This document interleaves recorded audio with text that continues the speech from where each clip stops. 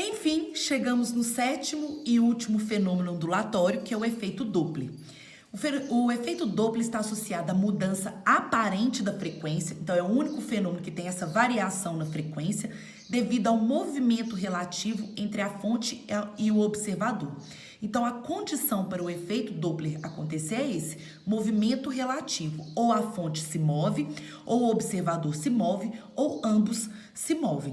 Então, à medida que aproxima ou afasta, você percebe essa frequência de forma diferente. O exemplo clássico que nós temos aqui é o da ambulância.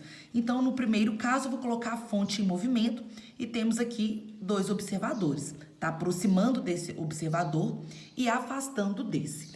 Neste caso, o que vai se manter constante? A velocidade, porque a velocidade depende do meio, né? Como o meio é o mesmo, a velocidade é a mesma. Vamos analisar o que vai acontecer quando aproximar. Quando aproxima, você vai perceber uma frequência maior, ou seja, um som mais alto e mais agudo, ou seja, um som mais intenso.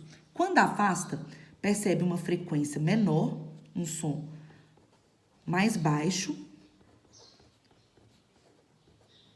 mais grave e menos intenso.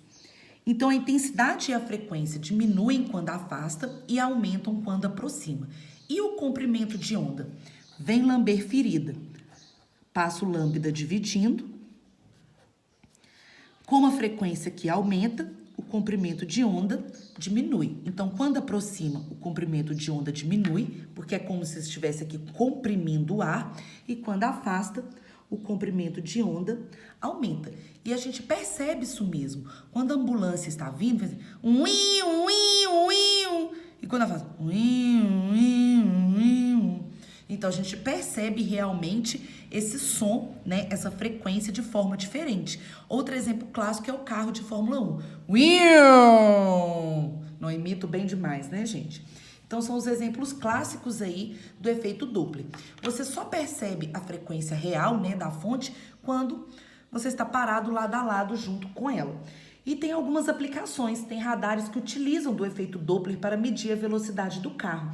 O radar emite uma onda cuja frequência ele conhece. Essa onda bate no carro e é refletida. Ela está saindo do carro e ela passa a ser a fonte em movimento.